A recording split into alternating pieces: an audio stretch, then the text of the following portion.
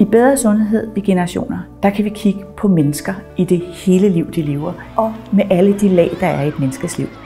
Der er biologi, der er gener, der er mikrobiologi, og så er der påvirkninger af en familie og noget kost og noget medicin og noget uddannelse.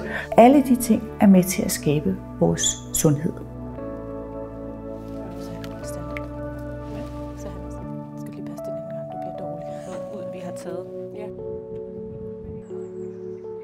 Det er jo mega fedt at være en del af noget så stort som det her, fordi man får en indflydelse i, hvad forskerne får at vide, og vi kommer til at gøre en forskel. Måske nødvendigvis ikke noget, man selv opdager, men noget for andre kan opdage, og noget andre kan bruge. Deltagerne gør hele forskellen.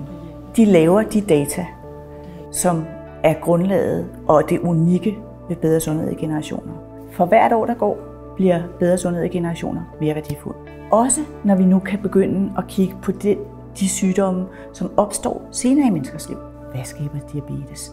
Hvad skaber hjertekarsygdomme? Hvad skaber lungesygdomme? Hvad skaber mentalt helbredssygdomme? Og vi kan bruge de oplysninger, vi har fra kohortens deltagere, fra de lå i mors mave, til at finde ud af, hvordan deres biologi og deres påvirkninger hen over livsforløbet har været med til at skabe sundhed og sygdom.